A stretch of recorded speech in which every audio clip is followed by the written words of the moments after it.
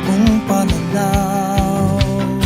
Isang mapagpalayang umaga Pilipinas, Diyos Marhay na Aldaw Bicolandia. Welcome po sa huling 2 araw ng umaatikabo at hitik na hitik sa impormasyong talakayan sa pagsasaka. Ang ating kaugnay School on the Air on Organic Agriculture dito sa probinsya ng Camarines Norte, the gateway to Bicolandia. Atid po sa inyo ng Department of Agriculture, Agricultural Training Institute, ATI Bicol, sa pagkikipagtulungan natin sa Camarines Norte, Provincial Local Government Unit at Provincial Agriculture Office at sa mga lokal na pamahalaan ng 12 munisipyo ng lalawigan. Ito po ang inyong lingkod, si Kuya Mike. Tayo po ay napapakinggan sa impila ng radyo dito sa Camarines Norte, DWEN 100.5 Cool Radio, tuwing Biyernes sa ganap na alas 10 hanggang alas 11 ng umaga, at tuwing Sabado at Linggo sa ganap na alas 9 hanggang alas 10 ng umaga. Isang oras po tayong magsasama-sama sa araw ng Biyernes, Sabado at Linggo sa loob ng 3 buwan. At ito na po ang sinasabi ko po kanina, na ito po ay ang ating huling buwan at huling 2 pagsasahim papawid po ng ating organic agriculture o yung ating SOA-OA. At sabay-sabay na matututo sa pamamaraang organiko. Gandang buhay po sa ating 500 farmer enrollees at syempre ang kanilang mga SOA coordinators, ang kanilang masisipag at ang walang kapaguran ng mga coordinators, okay? So ito po ay nanggaling sa 12 munisipyo dito po sa lalawigan ng Camarines Norte. Magandang araw, bayan ng Basod, Kapalonga, Daet, Jose Panganiban, Labo, Mercedes, Paracale, San Lorenzo, San Vicente, Santa Elena, Talisay at Binsons. Ngayon pa lang, kami po ay taus-pusong nagpapasalamat na sa inyong pagsuporta at pagpapahalaga sa mga adhikain ng kagawaran ng pagsasaka. Tayo rin po ay nasusubaybayan via YouTube. Just follow us on our official account, ATI Bicol, #Sarbay Channel, at FB page ng ATI Bicol, at syempre sa FB page din po ng DWEN 100.5 FM, ang ating partner radio station dito sa probinsya ng Camarines Norte. Ngayong araw po ng Sabado ay ang huling araw na po ng ating talakayan sa SOA-OA. At syempre kahapon po ay inumpisa na po natin yung huling paksa at ito po ay tatapusin na po natin sa araw na ito, yung paksang ukol sa paksang Raising Organic Small Ruminant. Okay? Makakasama po ulit natin sa talakayan ang mahusay at masipag na TESD ng TESDA RTC Kamsur, Ma'am Emily Gimpol. Magandang umaga, Ma'am Ems. Mapagpalang umaga sa ating mga mag-aaral ng School on the Air in Organic Agriculture.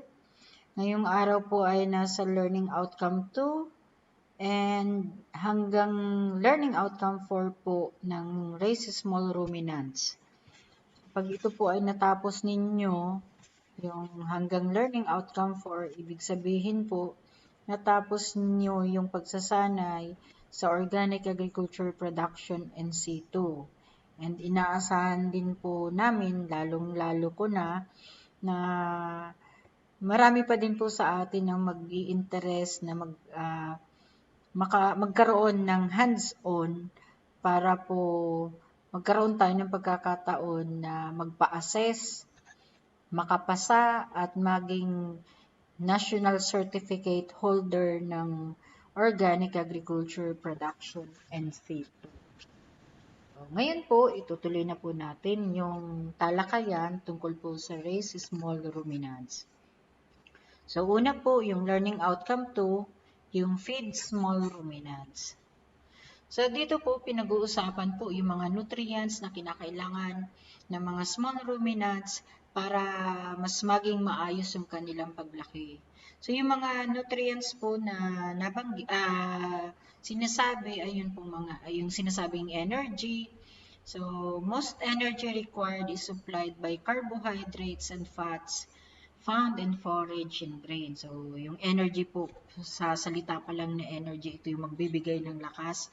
So, ang magbibigay nito yung mga carbohydrates saka yung fats na nakukuha po sa mga pagkain, lalong-lalo na po doon sa mga forages, yung mga kagaya po nung, sabi nga, yung ipil-ipil, so, and grains. So, yan po. And protein po, so ang protein po ay essential for growth, repair of all tissues, milk production, and development of unborn kids. So may mga pagkain din po na ang ibinibigay niya po ay protein. Then may mga pagkain din po, minerals naman ang kanyang ibibigay. So these are essential for growth and reproduction. These are mostly calcium and phosphorus, which are found chiefly in the skeleton. So, pag vitamins naman po, ito po yung mga pagkain naman na makukuha na kailangan siya sa kaunting, kumbaga small quantities lang or kaunting dami lang, pero importante, essential po siya sa buhay ng alaga nating mga kambing o kaya tupa. Tapos, syempre po, kailangan po din ng mga alagang yan, yung water o yung tubig, kasi po, ang animal body is 56 to 70% water, which helps liquefy the nutrients fermented in the digestive process. So, nakakatulong po siya, yung mga, sabi nga, may kakayahan yung ruminants na mag-ferment or parang magburo ng sariling pagkain during digestion. So, yan po mga sabi nga nutrients na kailangan ng kambing o kaya ng tupa para sa kanilang paglaki. So, kung titingnan po mga minerals na nabanggit, so may mga kanya-kanya po siyang function. So, nandyan na po yung, sabi nga, para makapag-produce ng milk. So, nandyan ba? So, ang mga minerals na kailangan yan, si calcium, phosphorus, saka sodium. Pag lamb naman, yung vigor at birth, ibig sabihin yung tibay niya habang ipinapanganak siya. So, nandyan din po yung mga minerals na cobalt, iodine, selenium, saka vitamin E. Pag immune function, ibig sabihin yung kakayahan niyang labanan po yung mga sakit. So, nandyan din po papasok yung vitamin E, saka selenium. Pag skin integrity, ibig sabihin yung pong sa skin niya, lalo na sabi nga yung healthy, yung malusog daw po na breeder stock ay may shiny skin. So, ang kailangan niya po dyan ay yung zinc sa biotin. Pag tungkol naman po sa fertility, so, ibig sabihin yung kakayahan po na magbuntis o kaya padami ng lahi. So, nandyan po yung mga copper, selenium, saka protein and energy. So, sa paglaki naman po niya, so kailangan niya po yung vitamin A, yung iodine, yung copper, saka yung cobalt. Pag sa ganda naman po nung kanyang paa, so yung hoof na sinasabi or yung hooves, so kailangan niya po yung zinc, biotin. Tapos pag nervous system naman po, syempre si magnesium. So lahat naman pong ito ay nakukuha po doon sa mga pagkain niya. So kaya po mahalaga pa rin na maibigay sa kanya yung requirements o yung pangangailangan niya sa pagkain. So may classification po ang mga pagkain po ng mga ruminants. In particular po, so yung mga common feed ingredients, so may tinatawag po na roughages. So ito po yung mga feeds containing relatively large amounts of fiber or digestible materials. So yan po yung mga nakakain na mga mga pinasasabsab. So yung mga damo-damo at mga dahon-dahon. So pag concentrates naman po, so these are feeds which have a comparatively high digestibility. So concentrates. Pag feed additives, these are chemical compounds that are included in animal rations but do not supply nutrients to the animals. So may mga idinadagdag sa pagkain. Pero sa organic agriculture po, pag ang sangkap po ay sabi nga may chemical na at lalo po may sinasabi ng growth enhancer na hindi po natural, so bawal po siya. So may mga sinasabi din po na mineral supplement. So ang function of mineral elements in goats is to provide structural support for the body. Pag vitamin supplements po, the dietary vitamin requirements of ruminants like goats are relatively simple due to the nature of foods they ordinarily consume. So sa organic po, hindi po pwede yung mga vitamins na nabibili sa mga agri-supplies or agri-outlets. So, yung mga concoctions po, yun na po ang ating gagamiting vitamins. So, ito po yung mga local ingredients na ginagamit sa paggawa po kumaga parang sa ruminant feeds o yung mga pakain sa kambing. So, nandyan na po yung corn. So, pag corn po, ibig sabihin yan po yung nagiging source ng carbohydrates. And low in fiber siya, saka higher in fat. Pag corn bran naman po, byproduct po siya ng corn during milling. So, ibig sabihin po, rich in protein siya. Pag rice bran din po, o yung tinatawag na tiki-tiki, so, ang first class bran daw po ay contains approximately 11% of crude protein. So, pag sorghum naman, so this is very similar to corn in feed value, except that is lower in fat. So, medyo pareho siya sa mais, pagkakaiba lang, mababa siya sa fat, samantalang si mais po ay mataas. Si copra meal naman po, ito po yung parang residue, kumbaga, ito na yung basura galing sa paggawa ng oil. So, hindi ko lang po kung anong tawag local term nito dito sa Bicol, pero sa Quezon po naririnig ko ang tawag nila ay palyat. So, ang palyat or copra meal po ay isa din po sa sangkap sa pagkain sa alagang kambing. So, soybean oil, so byproduct din po siya nung soybean after extracting nung oil. So, pareho lang po siya nung copra meal, yung palyat. So, sabi nga, yung mga residue, basura na nakuha na natin yung oil sa kanya. So, yung kanyang residue, basura, so nagagamit pa siya o byproduct, nagagamit pa siya bilang dagdag na sangkap sa pagkain po ng mga alagang hayop. So, it contains about 44% of crude protein and also a good source of energy. So, ito naman po yung kilalang-kilala natin, si munggo. So, although human food po siya, pwede din naman po siyang dagdag sangkap sa pagkain po ng kambing kasi magpo-provide din po siya ng oil. So, kaya siya ay in place of, can also be given to goats in place of oil meal. So, si molasses po, sangkap din po siya kasi si molasses po ay, yan po yung, ang tawag, si molasses or pulot sa ibang lugar. So, ito po yung, galing din po ito sa tubo. So, ang molasses po ay nakakapag-provide po ng carbohydrates and only 3% po yung crude protein niya. So, ipilipil. So, kilala natin siya. So, siya yung common na ipapakain. And it contains 21% crude protein. So, yan po yung mga examples po ng mga sangkap sa paggawa po ng feed. So, yung mga forage crops naman po for small animal. So, pag sinabi po nating forage, it is composed of plant leaves and stems, mostly eaten by grazing animals. It can be herbaceous, legumes, grasses, shrubs, or tree legumes. So, pag tinawag na po nating forage, ibig sabihin, ito na po yung halaman. Pwedeng mataas, pwedeng mababa.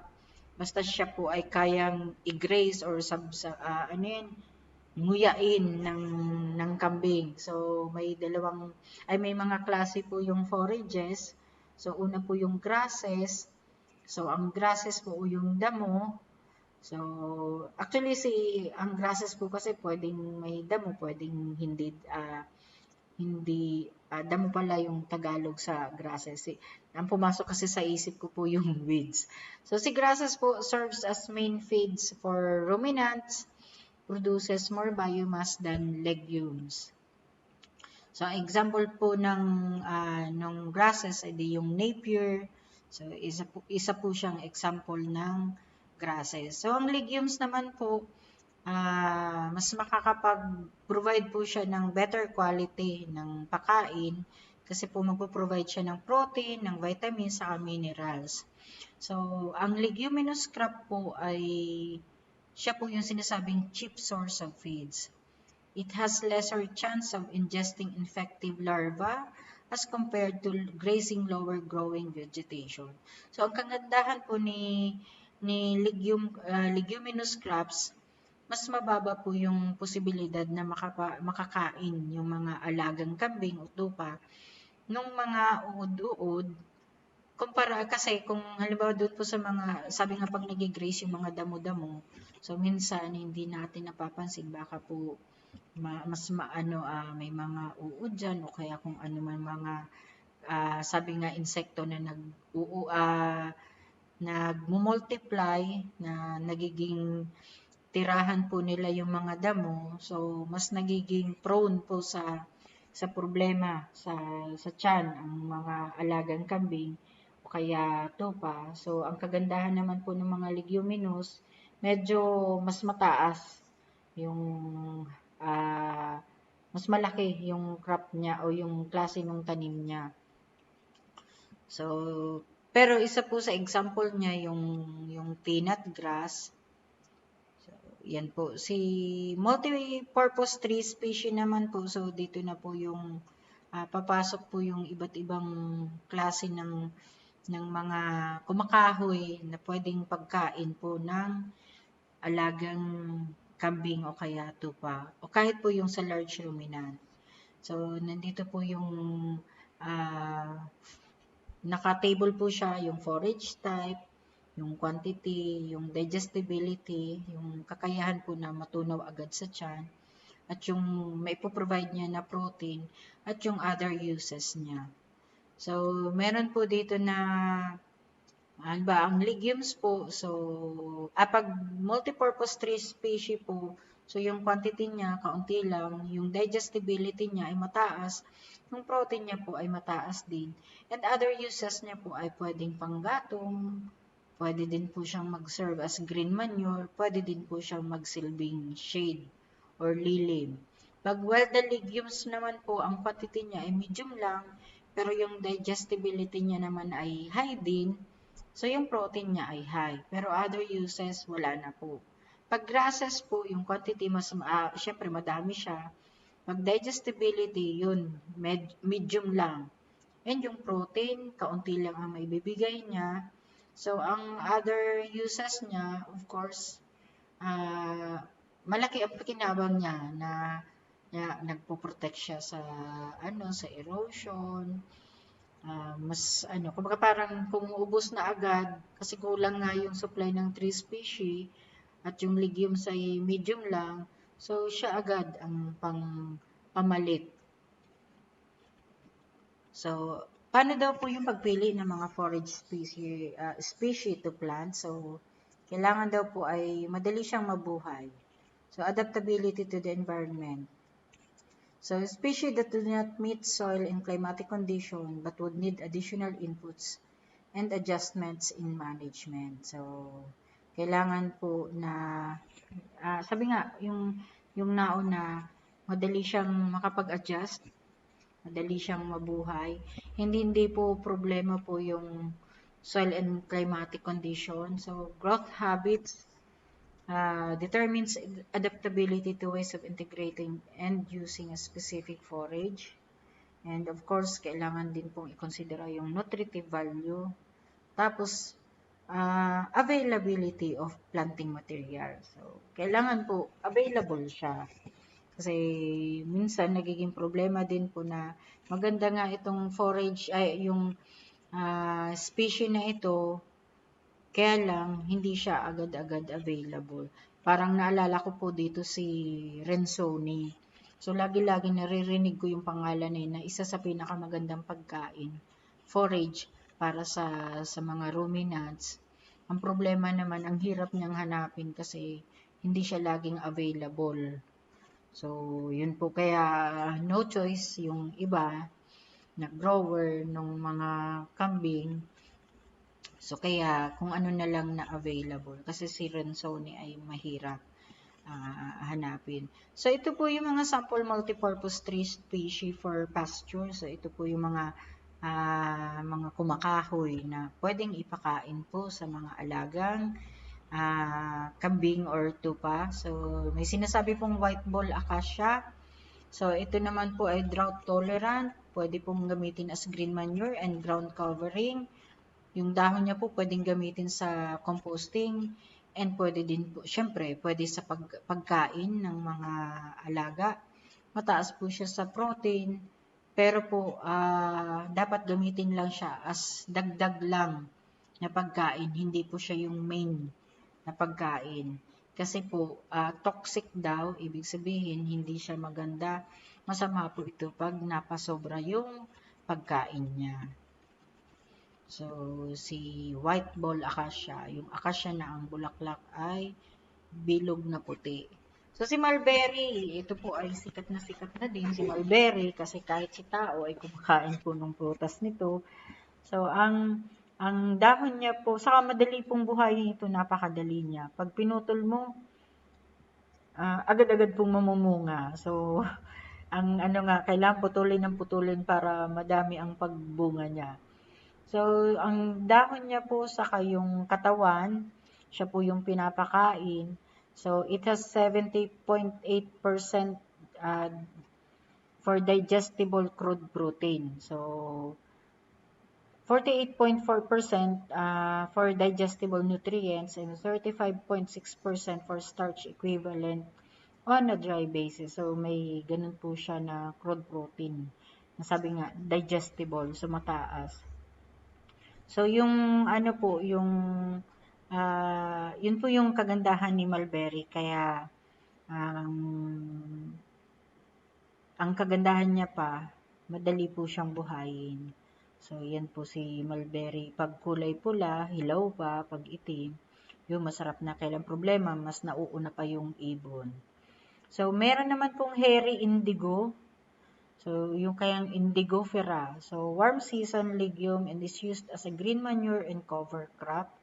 So, contains 23.8% crude protein, 2% ether extract, so 15.2% crude fiber, 46.8% nitrogen-free extract, 1.8% calcium, and 0.37% phosphorus. So, ibig sabihin po, yung indigofera na yun, indigofera, hair indigo, ay madami din siyang benefits kasi hindi lang siya nagdadala ng crude protein, kundi may fiber pa, may nitrogen-free extract, may calcium, saka phosphorus. So, yan po si... At syempre po, yung kakawate or the madre cacao. So, siya po yung ginagamit na cut and carry. Ibig sabihin, puputulin mo, kukunin mo, tapos idadala doon sa alaga. So, mataas din po ang kanyang protein. Tapos po, yung Madre de Agua, o kaya kilala yung, sabi ko nga, Madre de Agua, yung local name, ay common name niya, pero marami nakakakilala sa kanya as Trichantera. So, yung scientific name po yung Trichantera gigantea. So, pero sa mga local farmers po, kilala din talaga siya as Madre de Agua. So, ang kagandahan naman po ng Madre de Agua contains high concentration of water-soluble carbohydrates and starch. So, yan po. Ang crude protein niya po ay may 12 to 22%. So, comparatively high ash and calcium concentration. So, yan po si Madre de Agua. So, si Flaminjan naman po, yung o kaya malabalatong, so contains 22.7% crude protein, tapos 8% tannin. So, medyo mababa lang po yung digestibility niya because of high tannin and fiber content. Tapos, medyo low palatability, hindi gaanong gusto. Pero po, sabi nga, hindi siya gaanong gusto ng mga cattle o ng baka.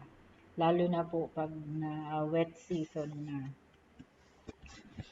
So, si pigeon pea o kaya po yung kadyos, so used as protein source of supplement due to its high concentration in crude protein in both seeds and leaves. So, medyo mataas din daw po yung fiber niya. So, yan po si kadyos. So, pwede pong pakain si kadyos. Si ipil-ipil naman po, si ipil-ipil saka yung indigofera, medyo pareho po yung itsura niya. Ang pagkakaiba lang, yung sa kulay, saka yung haba ng dahon. O yung shape po nung sa dahon niya, ma-determine mo kung siya ay ipil-ipil or indigofera.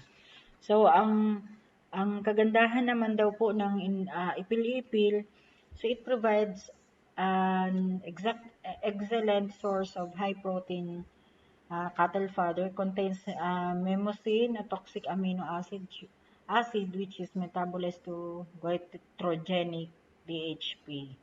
So, pero ibig sabihin po, excellent source of protein si ipil-ipil. So, yung Desmanthus po, yung common name niya ay Desmanthus. It makes a good food plant for cattle. It is not as promising as feed for pigs. So, pwede din po siya sa ruminants, preferably po sa cattle. Pero hindi po siya pwede sa baboy. And, ibig sabihin, pwede din po siya sa kambing kasi pwede po siyang i-graze or sabsabin. So, parang ano din po siya, ipil-ipil ang itsura. Mas pino lang yung mga dahon-dahon niya. Yung agati naman po, o yung Sesbania grandiflora, parang katuray lang po yung ano niya. Ang ang meron po siya, kaunti lang po yung fiber niya, pero pwede po siyang pagkain.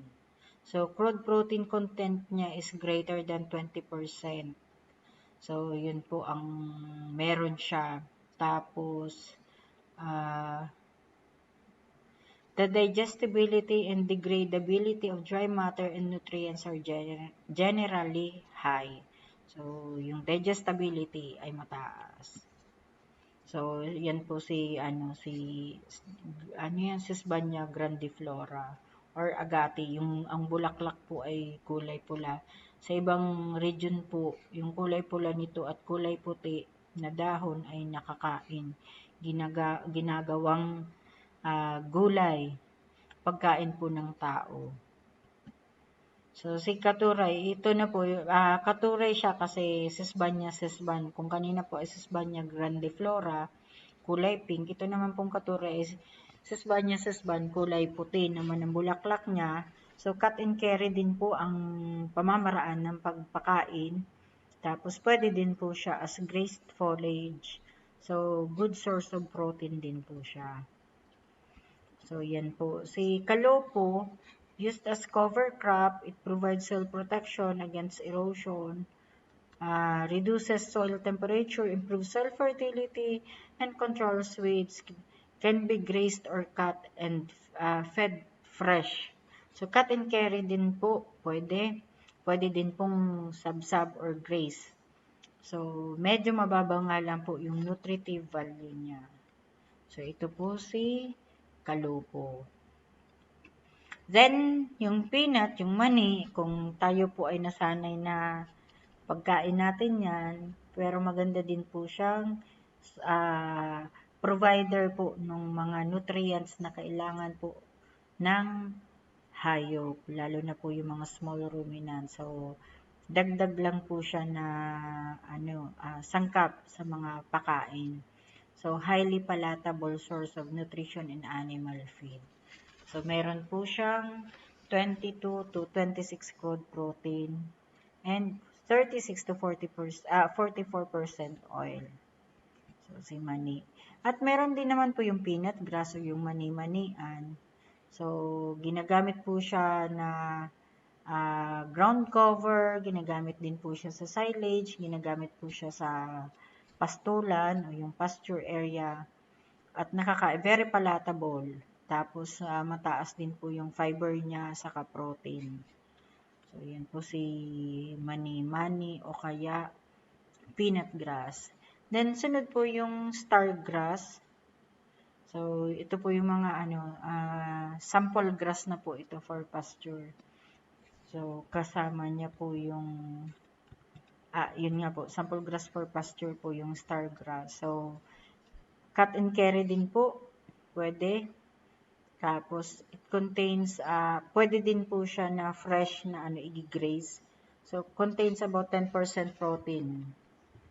So, yan po it can produce high levels of hydrogen, pero yun nga lang po, it can produce high levels of hydrogen cyanide when overstressed by defoliation, drought, and heavy grazing, trampling. So, medyo may lang po kasi kaya niya mag-produce ng hydrogen cyanide pag napasobra po yung yung kain sa kanya. Diba parang na-defoliate na dahil nga drought. So, yan po. Tapos, kasama din po yung mga sample grasses for grazing, yung alabang X. So, pwede po siya. Ang crude protein niya lang po ay mababa. Tapos, pero pwede daw pong madagdagan by fertilization. So, kung yun talaga ang pwede siyang gamitan ng nitrogen fertilization. So, dadagdag po yung crude protein niya in 12.5% sa young foliage. So, may Guinea grass. So, pwede po siya na pasture or grazing. Pwede din po siyang cut and carry. Pwede din po siyang silage. So, yun po yung ang crude protein niya po ay 6 to 25%. Depending daw po doon sa edad. So, yun po, napier grass. So, yan daw po, cut and carry pwede. Pwede din pong silage. So, si stylo, ganun din po, cut and carry. So, ang pasturing po ay importante para sa mga hayop para makabuelo sila na kumain. So, ang well-developed or improved pasture can carry up to 15 heads per hectare. So, pwede po siyang combination. So, combination ng grazing and siyempre yung sa yung sa pen or fence. So, pasture divided into 9 paddocks will be desirable. So, may mga po siya. Pwedeng ang tawag dito sa atin ay pastulan. So, yun po yung mga pagkain and kung saan mo siya pwedeng pakainin. So, yan po. So, punta po tayo dito sa learning outcome 3, yung manage breeding of small ruminants. So, paano daw po aalagaan yung mga small ruminants, lalo na kung magpapalahi. So, ang general breeding management practices po sa sheep and goat. So, the male-female ratio is 1:20. Ibig sabihin, isang lalaki ay pwede sa 20 na babae. So, young males can be put in to experience older ewes and older rams to younger ewes will help in better mating. So, ibig sabihin po, pwedeng yung bata na lalaki, pwede pong i-partner sa may mature na babae. So, pwede din pong baliktad. Kasi medyo okay daw po, makakatulong po doon sa better mating. Pero, bawal po yung inbreeding. Pag may inbreeding po, common po na effect nito yung abnormality. So, kailangan po hindi sila magkapamilya, hindi magkapatid, hindi magnanay. So, yun po. The male should be replaced or exchanged once in 2 years to avoid inbreeding. So, pwede po siyang ipalit para maiwasan nga po yung inbreeding. So, kung i-breed naman po yung babaeng, yung iwi, breeding of iwi, of indigenous breed should be 18 to 24 months, depending upon their body condition. So, pag pig-breed naman daw po yung masyadong bata pa na iwi, result in more weakling and thus result in higher lamb loss. So, kung halimbawa po yung babaeng tupa ay masyadong napaaga, yung pag ano yan sa mating. So, mas nagiging prone po siya sa mas magiging parang mahina. Kaya pwede po magkaroon ng, sabi nga, yung higher lamb loss, yung mortality po. So, body weight of iwi at breeding should normally less than the adult body weight of that breed. So, dapat po medyo mas mababa yung timbang, lalo na kung i-breed.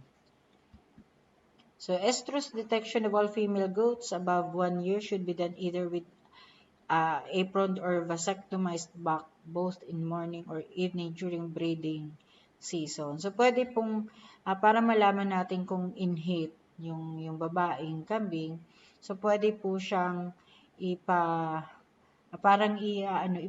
mo na dun sa apron kasi yung parang, anong tawag dyan, yung hindi po makakapagbuntis na lalaking kambing. So, i-test lang kung nasa in-heat siya kasi may mga palatandaan po ng kanilang may mga palatandaan halimbawa po yung mounting, tapos may discharges. So, yan po. Ang normal breeding season daw po is September to October, February to March, and May to June. Ang tanong po dito, bakit kaya? So, may mga nakakapagsabi po na kung titingnan, lalo na dun po sa mga date, so may mga lugar na hindi na, kumbaga parang hindi gaanong maulan dyan, so mas naiiwasan yung pagiging susceptible niya sa sakit. Tapos, o kaya may pagkakataon naman na halimbawa, may area, depende po sa locality, may area na mas madami yung nagiging source ng pagkain na mas nagbibigay ng lakas. So, kung may mga dahilan pa po, so, maging open na lang po tayo doon sa mga other reasons kung bakit ito po yung normal breeding season. Kasi ang sabi nga po, mas mataas po yung, ibig sabihin, mas mababa po yung mortality and mas mataas po yung kakayahan na mag-survive nung kambing during mating period. So, yun po. So, ito po yung mga mahalagang impormasyon para po sa breeding ng kambing. So, ang babae daw pong kambing, inaabot niya yung puberty niya sa edad na 4 to 18 months. At best breeding age niya po ay 10 to 12 months. So, ibig sabihin, mga 1 year old. Depending daw po doon sa desired weight. Tapos yung mga bata-bata pa, yearling buck, bata-bata pang lalaking kambing, pwede mo siyang gamitin sa 25 or 25 babaeng kambing per year. So, 1:25. Pero pag medyo may edad na daw po, can cover up to 75 per year. So, laki. So, ang dami niyang pwedeng servisan. But, yun nga po, kung kanina na alala nyo, sabi nga po yung recommended ratio niya is 1:20. So ang kambing pong babae, nag-i-inheat siya 21 days after lambing o yung pakapanganak niya. So, mag-i-inheat naman po siya after 21 days. So, mabilis lang. So, yung length o yung haba ng kanyang pagbubuntis ay nasa 147 days po. O kaya po, ang ranges is between 144 to 152 days. So, ang stress period po o yung in-heat, yung paglalandi, ay nauulit siya every 16 to 17 days on average. So, yan po. Pag pag sa ano sa tupa pala yun in iwis. Pero po pag sa kambing, so 19 to 21 days ang estrus period. Yung na ulit-ulit siya. So ang estrus period yung panahon po ng paglalandi last for about 24 to 36 hours in iwis o yung sa tupa, tapos 34 to 38 hours naman po sa kambing na babae. So ano daw po yung mga palatandaan na in heat? So ang common po ito kahit sa baboy. So yung pamumula po nung kanyang ari at may discharges po o yung may lumalabas po doon sa kanyang ari, tapos yung buntot niya po may sinasabing tail wagging o yung hindi mapakali na gumagalaw po yung buntot, tapos umaamba or yung mounting other animal, tapos naghahanap talaga siya ng lalaki. Tapos yun po. And yung tayo nyo po, sabi nga, yung standing reflex. So, meron pong pwedeng gawin yung ipupush, sabi nga, push her back, frequent bleeding. So, may mga pwede pong gawin para pag halimbawa parang nasa in-heat siya, may reaction agad pumupesto agad siya yung manner na nagre-respond siya doon sa outside factor. So, yun po yung mga palatandaan. So, ano daw po yung nakaka-trigger para malaman natin na nasa in-heat or paglalandi. So, minsan mapapansin natin pag alam agad ng mga lalaking kambing na yung babaeng kambing ay nasa paglalandi kasi sila po ay attracted by smell, sight, and sound. So, kaya ang nangyayari, na hinahabol agad yung nasunod agad. So, sabi nga, males are attracted by smell, sight, and sound, thus exhibit the following behavior. So, ang ginagawa nila, dahil may naaamoy sila at may nakikita sila o kaya may naririnig sila, so inaamoy-amoy po nila yung ari nung babaeng kambing. Tapos, may nga po dito na kakaiba sa mga kambing na extending neck with curling of upper lip. So, parang yung humahaba ang liig. Tapos, gumagalaw po yung upper lip. So, biting the side of the iwi and wool pulling. So, may pakagat-kagat at kung sa tupa ay hinihila-hila po yung buhok. So, tapos po the iwi, raising, lowering of one front leg in a stiff-legged striking motion. So, may sipa-sipa pang nalalaman. And, syempre, imamount na po at pag sabi nga nasa favorabling condition, so imimate niya po yung babaeng kambing or tupa. So, paano daw po ma-identify yung sheep or tupa and kambing na in heat? So, kailangan po using an intact male. So, o kaya use of intact male fitted with apron. So, kailangan pong kung bakit po may kailangan apron para po matakpan.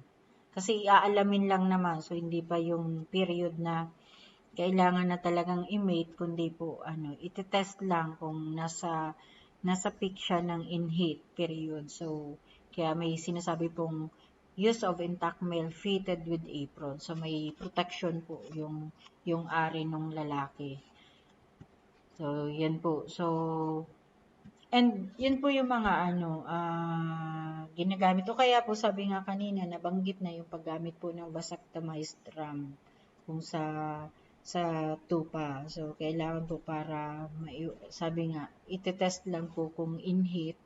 So, kailangan may protection o kaya ang gagamitin yung hindi po walang kakayahan na magbuntis para mambuntis para nga i-test lang kung siya ay in heat. So, ang methods of mating po, pwede pong hand mating. So, ibig sabihin, uh, in this system, the females are allowed to mate one by one. So, kaya po, ibig sabihin, aalalayan lang na mag-mate siya doon sa 3 iwis or does in a day. So, may hand mating po. May pen mating naman. So, ang pamamaraan naman po dito, yung iwis or does are divided in 2 batches varying from 20 to 25 iwis per dose. So, pwedeng by batch. And, pwede naman po yung flock mating or pasture mating. So, in this system, males are allowed to run along with the females throughout the day and night. So, buwelong-buwelo siya. Bahala siya. Isang araw at isang gabi, magtatakbo-takbo lang siya. Kasama po yung iwi or dose para sa mating. So, kaya lang po ang problema nga dyan, dahil nga buwelong-buwelo sila, so, minsan, pag hyperactive na naghahabulan pa, so, minsan nababa po yung, sabi nga, yung body condition nung lalaking tupa or kambing. So, ang practice na po ngayon, yung artificial insemination. So, ang kagandahan naman daw po kasi ng artificial insemination, so, nasisiguro yung fertilization o yung success po nung pagkakabuo nung magiging offspring nung tupa o kaya nung kambing. So, may artificial insemination. So, ang common problem po associated with breeding, so, it is highly impractical if not economical to raise purebred goats unless the main purpose is to sell breeders. So, hindi daw po practical na ang binubuhay or inaalagaan mo ay purebred kung ang purpose mo ay hindi magbenta. So, ibig sabihin, kung gusto mo nga talagang magpadami, ang purpose mo ay magpadami ng mga kambing, pambenta siya, so, mas okay na pure breed ang ibibenta. Pero kung hindi naman, so, hindi siya practical. So, kaya mas okay naman po na crossbreed. So, pwedeng crossbreed. So, isa pa po sa common problem is the dystoxia. So, ang dystoxia is very common in crossing native with large pure breeds due to the invariably large size of the unborn kids.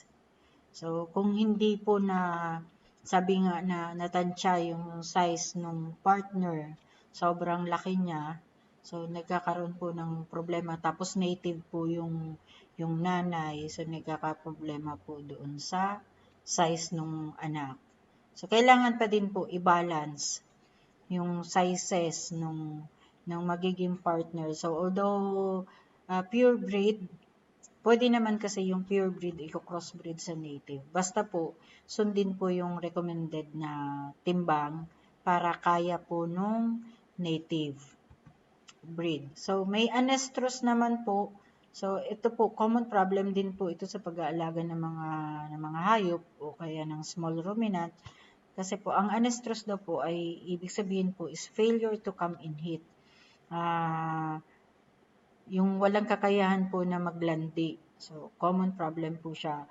Bakit kaya nagkakaroon ng ganitong problema? So, baka po ang dahilan ay kulang po sa sustansya yung alagang kambing or hayop. So, baka may deficiency siya sa vitamins, may kulang sa vitamins, kulang sa mineral, and other nutrient deficiencies. O kaya baka po may infection sa kanyang reproductive organ o kaya yung hormones, female hormones niya ay kulang. So, laging magbabounce yan doon sa baka kulang talaga, may problema doon sa feeding management na sinasabi na pwedeng makatulong para sa pag-inhit ng alaga.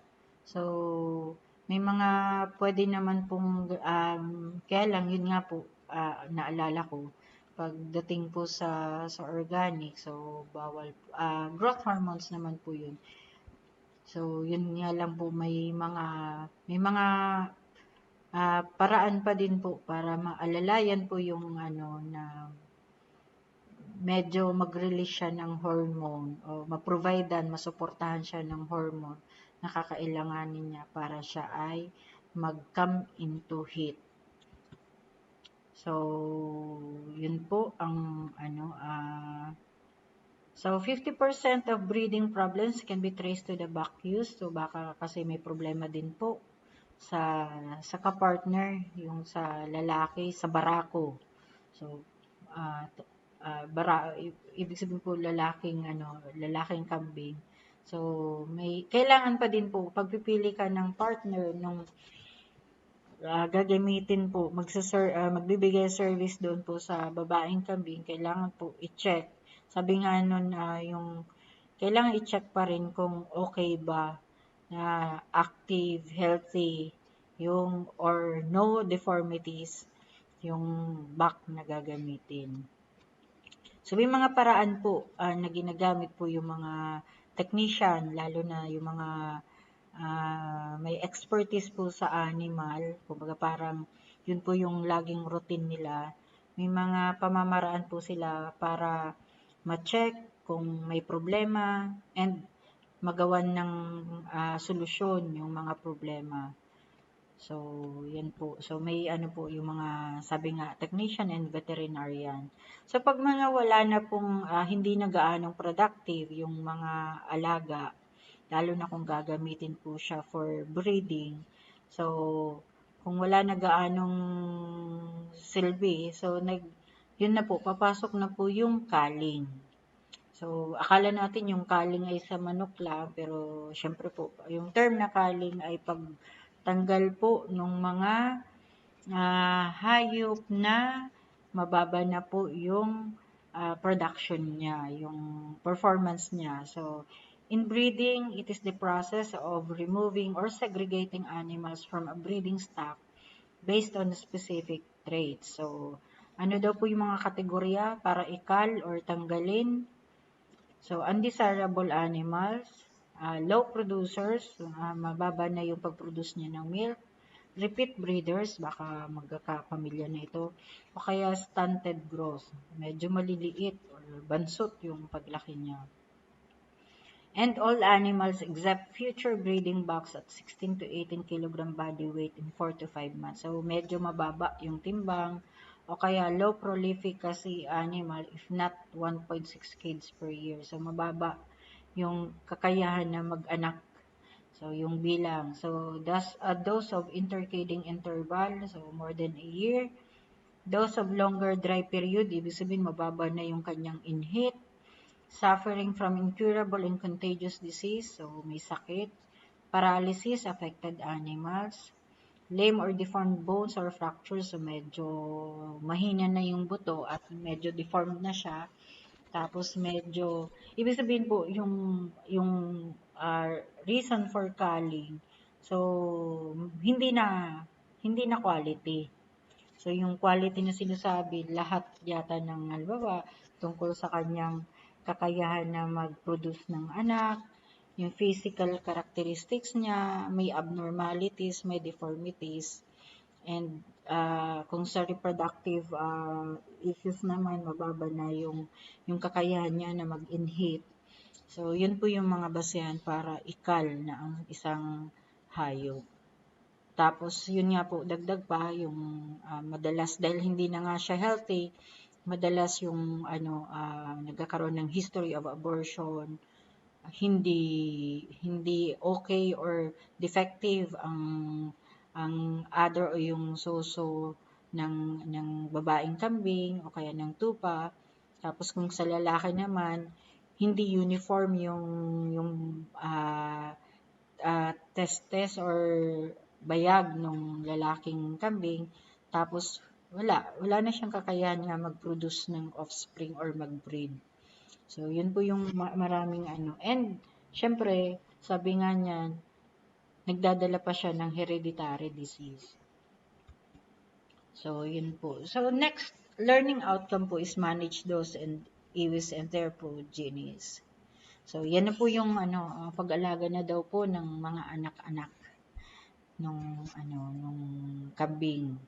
So, care of dry and pregnant doe. So, pag-alaga nung doe mismo at yung magiging anak niya. So, if the doe is being milked, dry or stop milking at least 1 to 2 months before calving date. So, this will give her enough reserve for the next lactation. So, kailangan ihiwalay na para sa sunod niyang may ibibigay uli siyang gatas. So, ang pag sa kambing, kailangan mo siyang itigil na. So, put all dry does in one compartment 1 week before calving. Place her in a separate calving pen. This can be predicted by swelling and discharge from the vulva, engorgement and waxing of the teats, and constant lying down of the doe. So, yan po yung mga ginagawa doon po sa, sabi nga, hindi nagka-come into heat na doe. And yun po yung ginagawa din sa mga pregnant doe.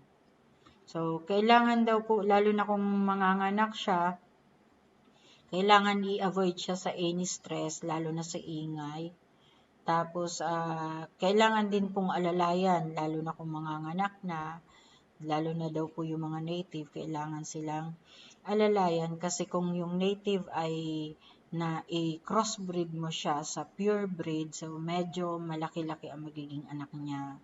And, syempre po, yung distock siya, kailangan ding i-monitor kasi baka mahirapan sila sa delivery o panganganak.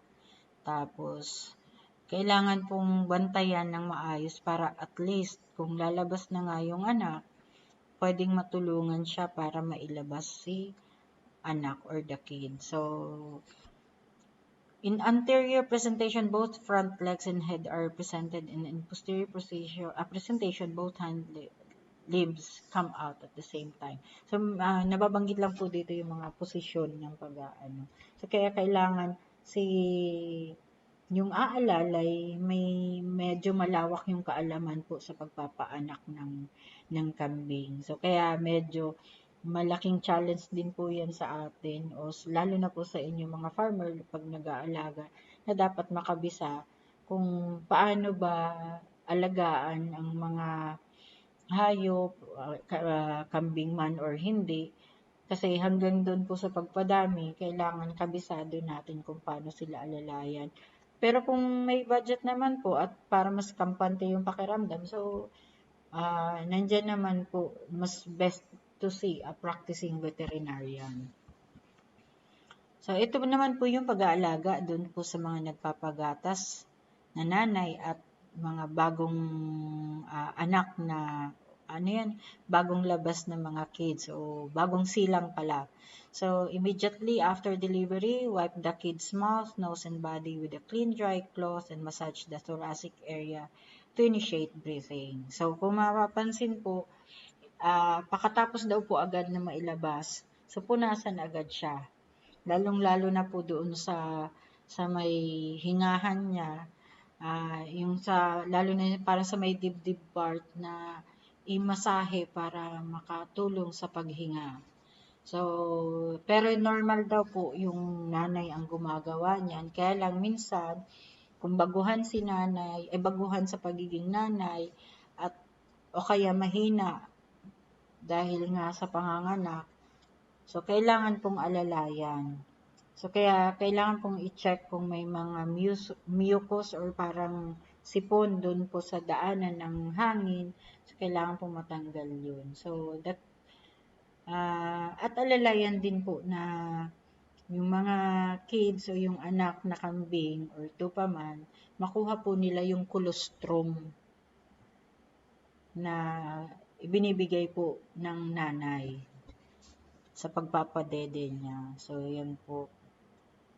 So, pag mga first timer na mga dose, so medyo hirap po sila magpadede ng mga anak nila kasi sabi nga, namamaga at masakit yung kanyang teats.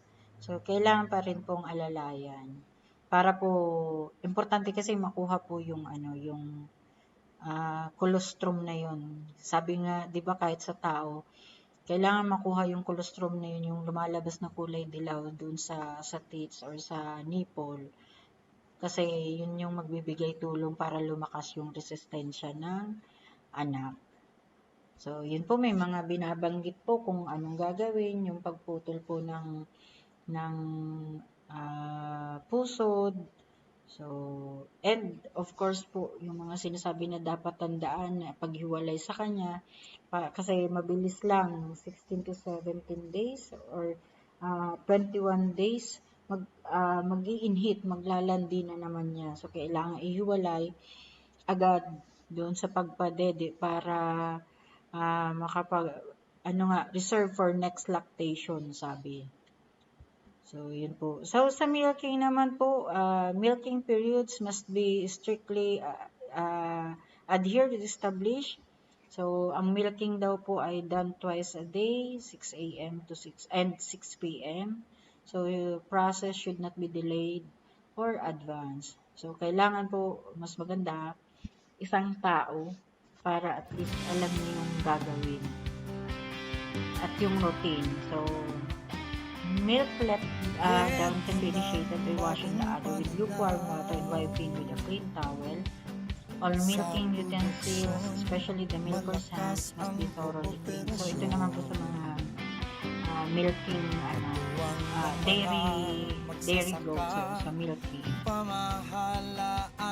Okay, so maraming salamat, Ma'am Ems, TSD ng TESDA RTC Camp Sur sa pagtalakay ng paksang Raising Organic Ruminants.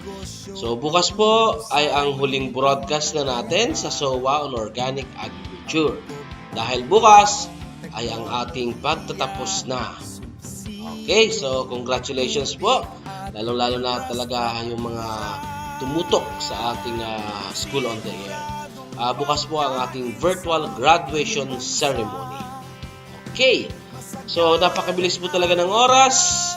Maraming salamat DA, PLGU ng Camarines Norte, OPAG, at ang 12 LGUs ng Camarines Norte.